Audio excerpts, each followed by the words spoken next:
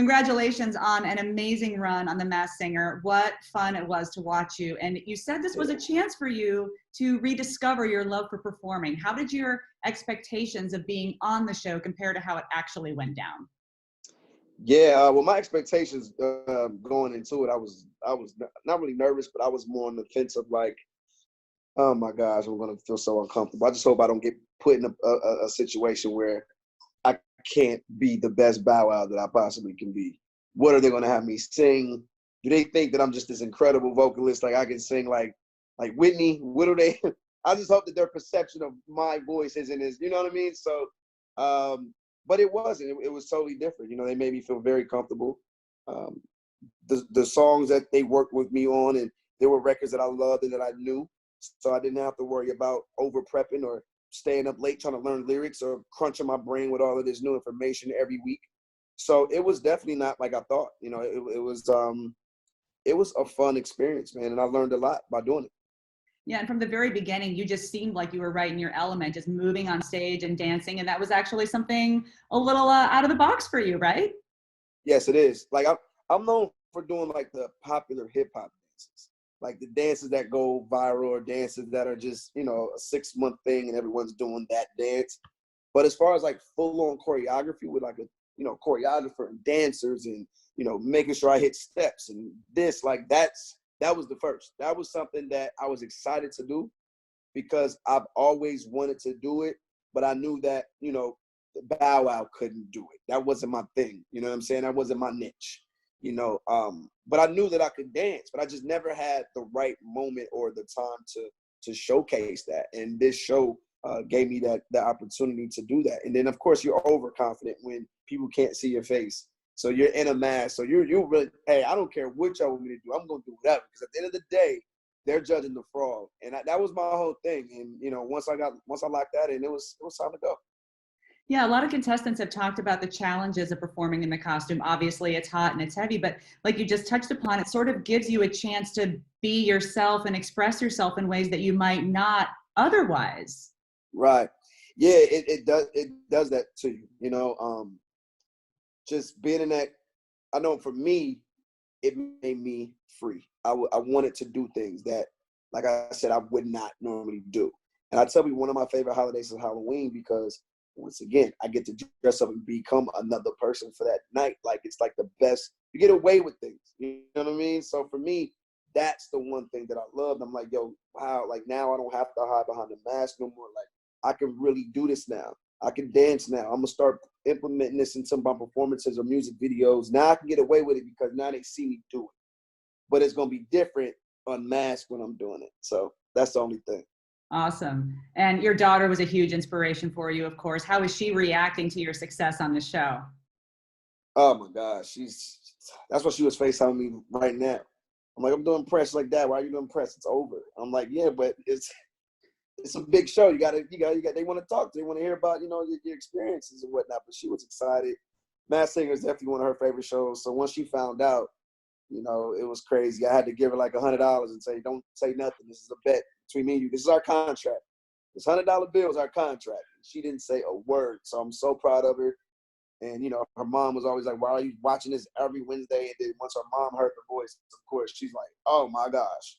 Like, your dad is on here? She's like, and, Perfect. you know, my daughter's mom's getting upset because she won't tell her, but she knows. So yeah, it was a crazy experience. So how hard is it to keep the secret? Who were you able to tell from the very beginning? The people that knew, of course, my manager knew, of course. My mom, you know, my aunt, people that I deal with on a daily basis who hear my voice, they knew what's up. They Yeah. knew. And then, you know, being in LA, you know, my boys, I'm always having my boys over. My boys are always over. They're always at the house. I had some of my friends flying from Atlanta that came out and kick it with me, you know, during the time. And that's how they knew. You know, I didn't have to say nothing. They're staying with me. And, you know, I'm coming in the crib with certain things on, or, you know, I'm running to the shower immediately because I'm sweaty from rehearsal. And they like, dog, it ain't tour rehearsal. What are you doing? Something's going on. Something's going on. So it's hard to keep a secret when you're staying in the same house with somebody. But I did a good job at keeping it a secret, not telling nobody. I'm telling you, it was hard. I was getting so many frog emojis on my Instagram and Twitter, and Sure, and you I can't wanted like or respond to any of that. you know how many times I wanted to say "Catch me tonight" at 8, and I just couldn't do it. But it was worth it. Well, now that everyone is unmasked, have you reached out to any of your fellow contestants, anyone you were already friends with who you can now finally talk to about this shared experience? Yeah, I spoke to Candy because we're label mates. We're on the same record label. We came up together. Candy sung on my first single, and yeah, I was just like, I said, I knew that was you. I know that voice. And she was like, I thought you was gonna win it because she was like, I was so scared of you. She said when we got to like the top 4, I was like, oh my God, they're gonna let Val win it. And she said, I do not want to go up against you. She said, it.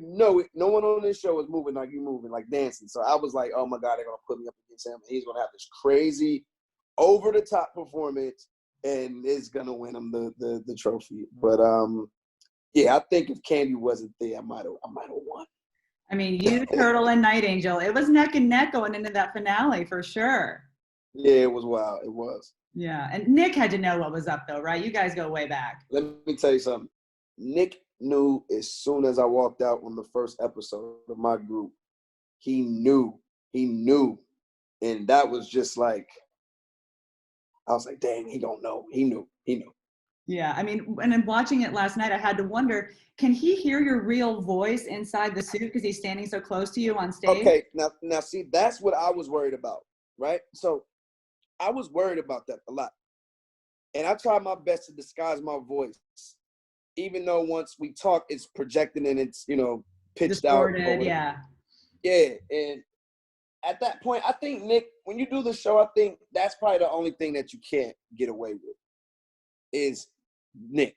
He's right there. But Nick is, yeah, he's there. So, but it's safe because Nick is not gonna, he's not gonna say anything.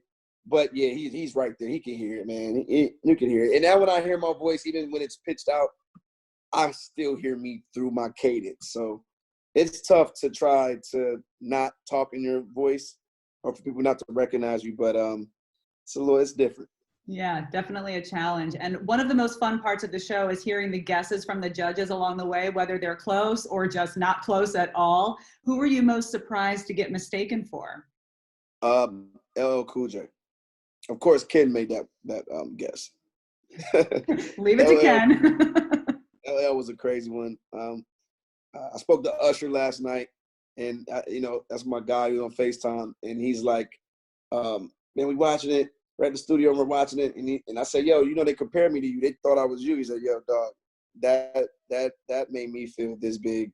You can't dance, Val. And I'm just like, he's like, yo, when I saw that, I was like, get out of here. Because, like, the people who know me, they know me. And it's like, yo, this is the funniest thing in the world. Like, it was just, like I said, it was just a fun experience. And I'm glad that I did it.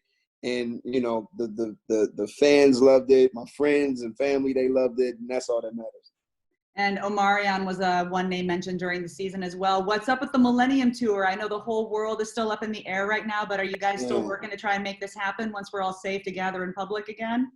Most definitely. We're just postponed at the moment. Canceling is not even an option. We've already started.